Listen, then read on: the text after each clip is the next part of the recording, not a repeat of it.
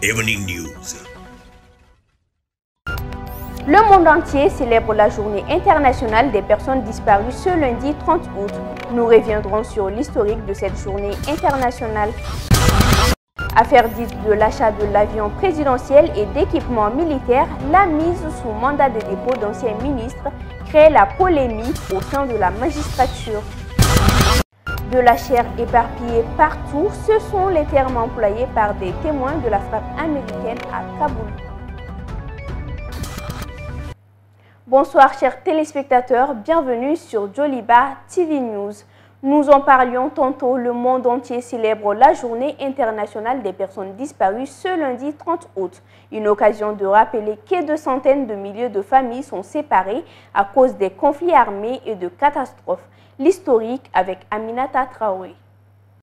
Cette journée est née en 1983 sous l'impulsion de la Fédération latino-américaine des associations des familles des détenus disparus, ou l'organisation non gouvernementale fondée en 1981 au Costa Rica, rassemblement des groupes locaux et régionaux qui luttent activement contre l'emprisonnement secret et les disparitions forcées dans un certain nombre de pays d'Amérique latine où règnent des dictateurs militaires.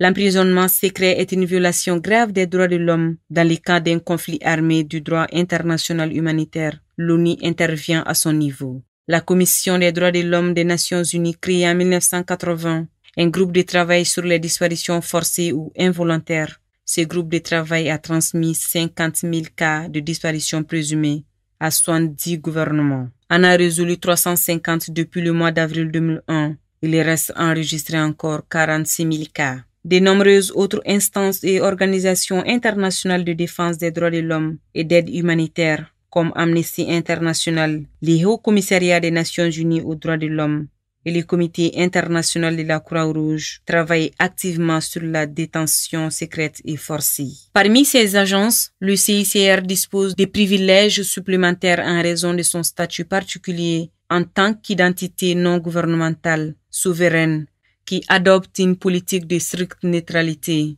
Dans certains cas, le CICR est la seule institution qui s'est autorisée à avoir accès à des groupes spécifiques de prisonniers, permettant ainsi d'établir un maximum de contacts et d'inspecter leurs conditions de détention.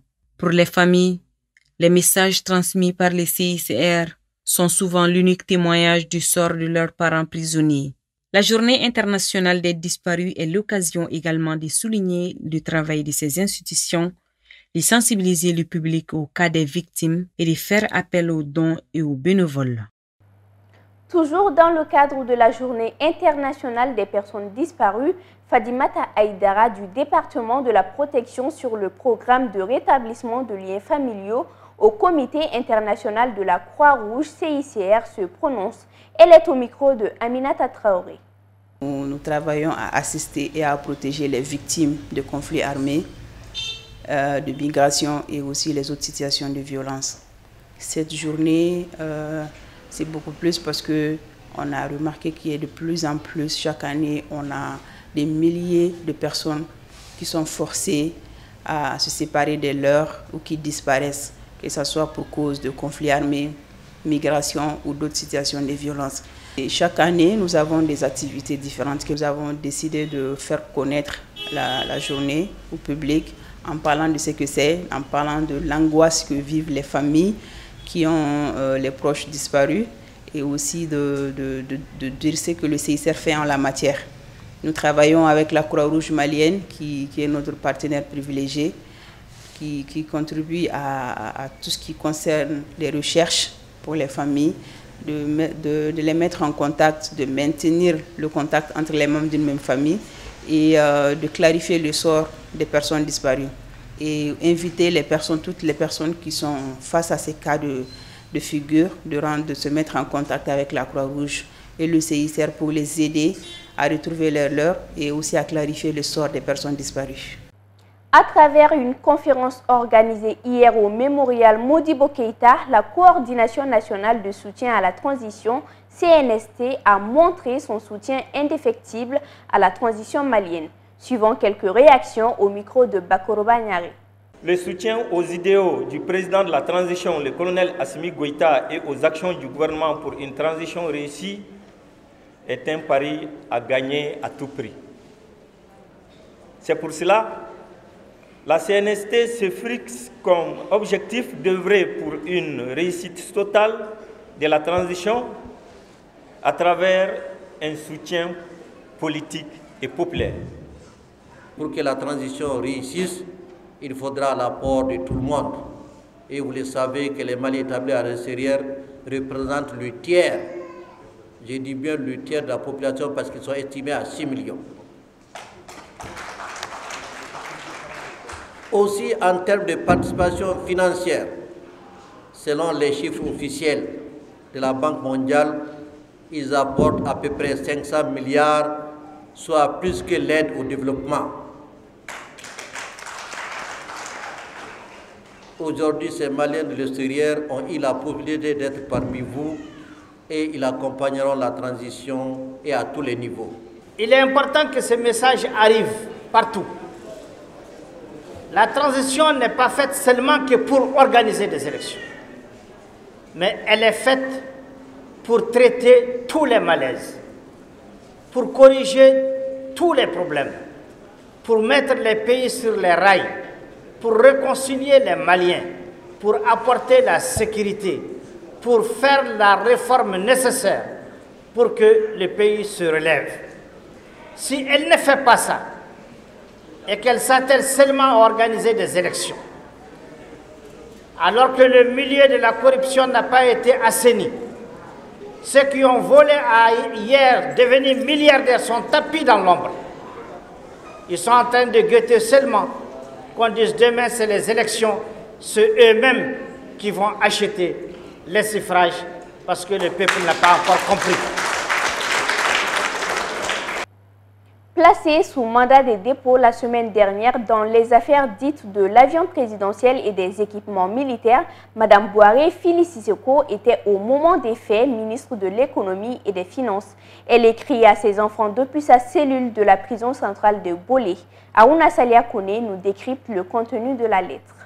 Mes chers enfants, au terme de ma première journée de détention préventive, je tiens à vous faire cette adresse. C'est en ces termes affectifs que Mme Bouaré entame ses billets au lendemain de sa première nuit de détention. Après cette arrestation, Mme Bouaré se pose la question de savoir à quoi sert-il de servir son pays avec abnégation et don de soi. Une interrogation qui laisse paraître chez elle une dose de remords, de déception. Malgré les regrets, la maman exprime résolument à ses enfants son souhait ardent pour que le droit soit dit et que la lumière soit faite dans ces dossiers afin que, selon elle, les personnes mal intentionnées se taisent à jamais. Une manifestation de la vérité qu'elle veut avant son dernier souffle, afin que ses enfants gardent la tête haute. C'est là pour son honneur à elle et celle de la lignée. Madame le ministre confie qu'elle garde foi en la justice malienne malgré la forme de cette procédure judiciaire qu'elle juge déconcertante. Madame Bouaré se dit sereine et prie afin que la raison l'emporte sur la passion. La mère de famille invite ses enfants à tenir bon et promet que la vérité triomphera. Écoutez dans le passé dans cette affaire qui défraie la chronique depuis bientôt 7 ans, Mme Bouaré Fili Sissoko a été finalement interpellée et mise sous mandat de dépôt par le procureur de la Cour suprême la semaine dernière. Ministre de l'économie et des finances au moment des faits, elle a toujours clamé son innocence dans cette affaire. Toujours dans le cadre de l'affaire dite de l'avion présidentiel, la mise sous mandat de dépôt de l'ancien premier ministre d'Ibrahim Boubacar Keïta, Soumeylou Boubé Maïga et de l'ancienne ministre de l'économie et des finances, Mme Bouaré Fili Sissoko, suscite des réactions au sein de l'appareil judiciaire. Explication avec Amadou Diallo. Selon les deux branches syndicales AMPP et REF-SIMA, la Cour suprême n'est pas habilitée à juger deux anciens ministres. Mohamed Cherif Kone, magistrat et avocat général de la haute juridiction du pays, dénonce, je cite, « l'instruction des dossiers impliquant des personnalités judiciables de la haute cour de justice, la saisine de la commission d'instruction de la Cour suprême par le procureur général près la dite cour est sans base juridique de tout acte de mise en accusation émanant de l'Assemblée nationale. » Il ajoute qu'aucune considération politique ou un quelconque argument tiré d'une jurisprudence ne saurait justifier une violation aussi grave des règles procédurales établies à la matière. Il renchérit en outre, l'AMPP et la REF-SIMA sont également membres à part entière, mais dont les avis n'ont pas été recueillis dans la prise d'une décision aussi hautement juridique. Fin de citation. Mohamed Cherif Kone revient à la charge en invoquant que cette autosaisine irrégulière par la Cour suprême, non prévue par aucune disposition de la Charte de la transition et est contraire à la Constitution, aux lois de la République et d'inviter les acteurs de la justice à la vigilance. L'ex-ministre de la Justice garde des Sceaux, Mamadou Ismaël Konaté, est aussi monté au créneau pour dénoncer la saisine par la Cour suprême de cette affaire dite d'achat de l'avion présidentiel et des équipements militaires. Selon lui, le déferment probable aux assises violera le privilège de juridiction et la compétence juridictionnelle, a-t-il écrit sur son compte Twitter. Les organisations syndicales de la magistrature, le SAM et le CELIMA, ne sont pas restées silencieuses face aux critiques dont a fait l'objet la Cour suprême, notamment celles émanant du président de l'Association malienne des procureurs et poursuivants et la référence syndicale des magistrats.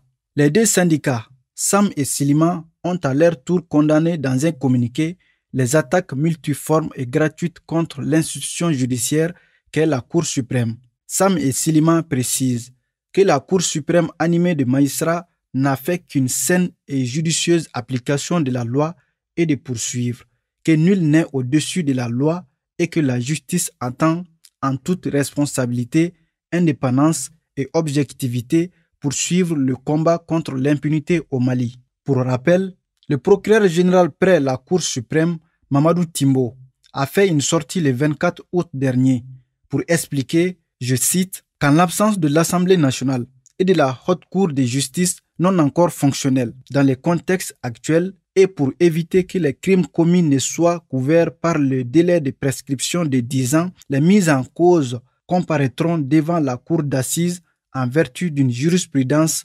remontant aux années 1980. Entre les deux tendances, qui a raison, qui a tort, les sujets alimentent les discussions. Pendant les mois de juillet et août, les forces armées maliennes et la force Barkhane ont mené ensemble des opérations dans la région du Gourma dans le cadre de leur partenariat de combat. Fanta Diarra.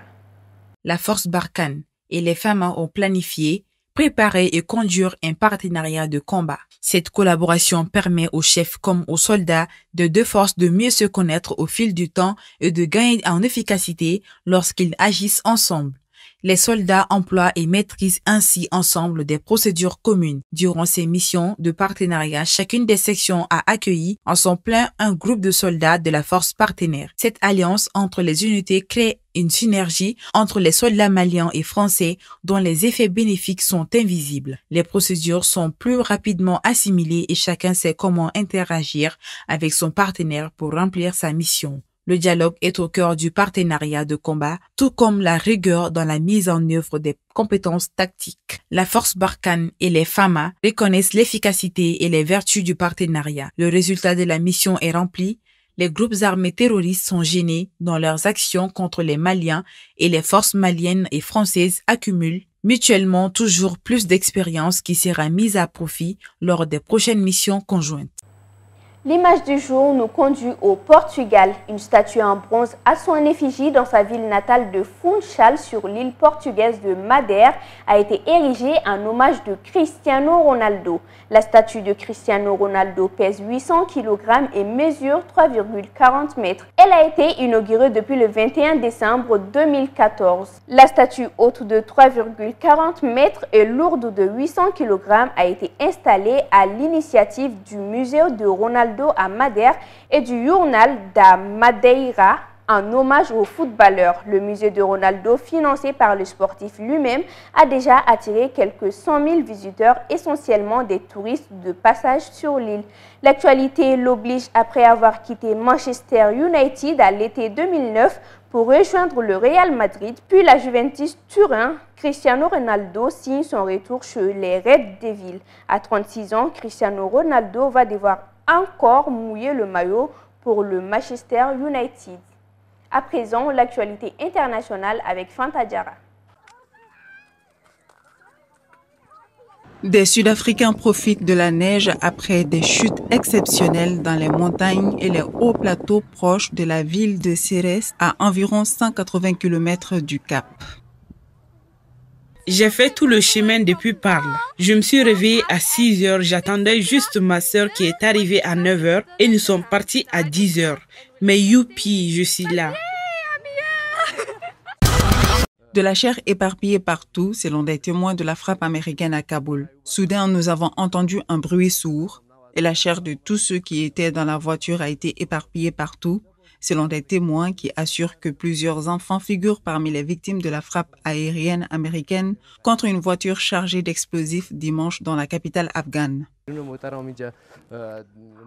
Il venait juste de rentrer du travail et voulait garer sa voiture à la maison.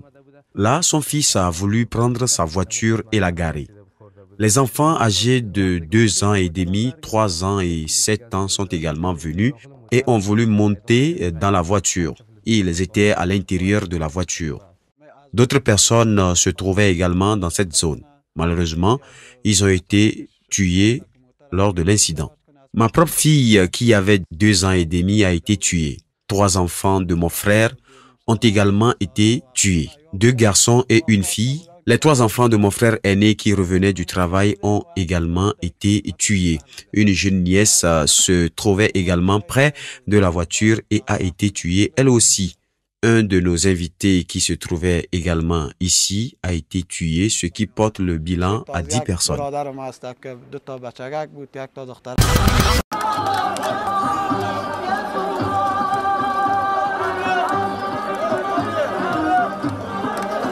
Des manifestants palestiniens brûlent des pneus à la frontière entre Gaza et Israël. Ces activités se poursuivront jusqu'à ce que le siège de notre peuple soit levé, déclare un des manifestants. Les éléments de caoutchouc et les éléments de confusion nocturne, ça va exercer son efficacité pour rejeter le siège imposé à notre peuple il y a 16 ans. Et nous sommes fatigués de la procrastination israélienne et nous sommes également fatigués de la procrastination des médiateurs. L'occupation doit lever ce siège et l'occupation doit savoir très bien que les jeunes rebelles sont prêts à écraser ces soldats, écraser les colons et les confondre la nuit. Nous ne permettrons pas que nos enfants meurent de faim. Ces activités se poursuivront jusqu'à ce que le siège de notre peuple soit levé. Le président américain Joe Biden et la première dame américaine Jill Biden assistent à une cérémonie de transfert des dépouilles des 13 militaires américains tués dans un attentat à Kaboul lors d'un hommage à la base militaire de Dover dans l'État du Delaware. Le livre intitulé « Les héroïnes du quotidien » de l'auteur malien Moussa Cissé a été officiellement lancé ce samedi 28 août à Azalaï Hotel. Cet ouvrage de 320 pages retrace le parcours de 24 jeunes dames maliennes dans différents domaines d'activité tout en portant un regard lucide sur le féminisme au Mali en particulier et dans le monde en général. Écoutons la réaction de l'auteur au micro de Youssouf Koni. Héroïne, battante, influenceuse, courageuse, les superlatifs n'ont pas manqué dans le chapiteau d'Azalaï Hotel le jeudi 28 août dernier lors de la cérémonie de présentation et dédicace du livre « Les héroïnes du quotidien, elles ont osé » de l'écrivain malien Moussa Cissé. « Les héroïnes du quotidien, elles ont osé » est un livre qui magnifie la femme malienne et l'encourage dans son combat. Cet ouvrage est le 5e cas de mon catalogue qui brosse dans un portrait croisé le parcours de 24 jeunes dames qui représentent le nouveau visage du féminisme au Mali. La motivation derrière l'écriture de cet ouvrage, au dire de son auteur, est de mettre en lumière les actions de tous les jours de ces femmes qui doivent inspirer la nouvelle génération. Bon, la motivation particulière, c'est de faire connaître le travail de ces dames qui inspirent de par l'action qu'elles mènent au quotidien, dont le fruit profite aussi bien à elles qu'à toutes les femmes du Mali. Je voulais qu'elles servent d'exemple. Selon Awama Kamara, journaliste et membre du réseau des jeunes féministes d'Afrique de l'Ouest, cet ouvrage est une source de motivation, mais aussi d'engagement pour elle et toutes les autres qui y figurent. C'est un sentiment de fierté, je vais dire. Ce livre, au-delà des écrits, c'est une motivation. Ça va encore me pousser à me surpasser davantage. Ce livre, c'est de l'engagement au sens propre du mot. Ce livre va m'accompagner. La plus jeune de 24 héroïnes du livre, Sadia Touré, présidente de l'association Mali Mousso, s'est dit fière de voir son parcours figurer aux côtés de ceux de ses grandes sœurs et mamans. Elle reconnaît aussi l'impact que cela peut avoir sur son engagement quotidien. D'abord, c'est une joie incommensurable de voir son petit parcours inscrit sur un livre. Être à côté, en tout cas, de mes grandes sœurs et de mes mamans, cela ne veut pas forcément dire que nos parcours sont comparables, loin de là, nos parcours sont complémentaires. Ces livres-là sera aussi vecteur d'inspiration pour moi, pas pour mon parcours, mais pour les parcours des autres qui sont là. Qu'elle figure ou pas dans cet ouvrage, l'auteur estime que toutes les femmes maliennes sont des héroïnes et méritent d'être célébrées. Un mot de sport pour conclure. Après la démission d'Alain Giresse, la Fédération malienne de football FEMAFOOT a choisi le directeur technique national Mohamed Magasouba comme entraîneur national. Une grande expertise qui s'avère payante pour le moment. Qui est Mohamed Magasouba? Élément de réponse avec Amadou Tolo.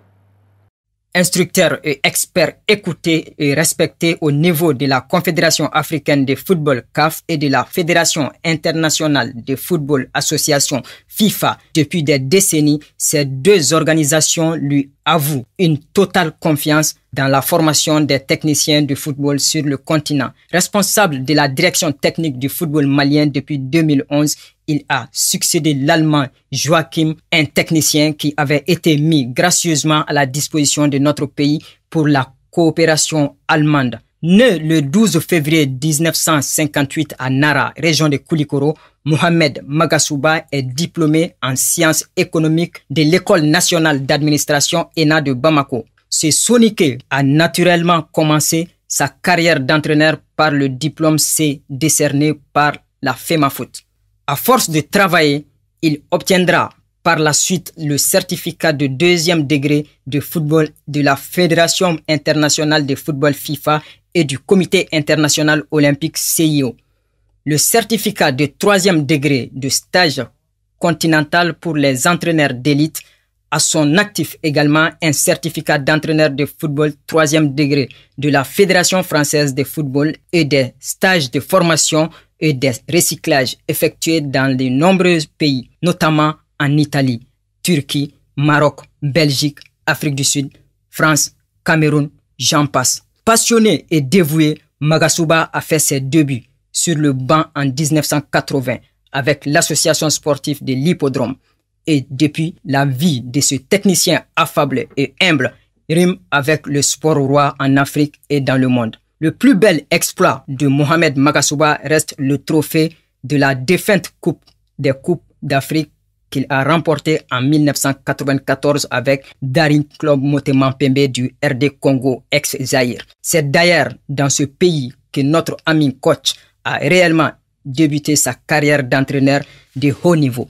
En effet, avant de prendre la direction technique du Daring Club Motema Pembe, le prodige de Nara avait d'abord dirigé Steel Star, Saint-Élu Lupopo et l'AS Vita Club en 1996. Âgé de 61 ans aujourd'hui, tout porte à croire que cette CAN 2021 serait la bonne pour Magasouba et les Aigles du Mali.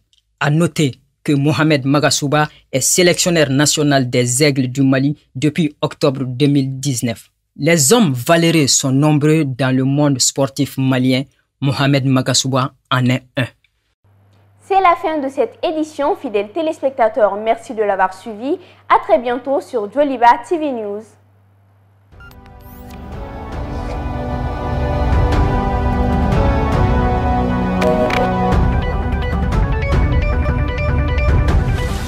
Djoliba Evening News.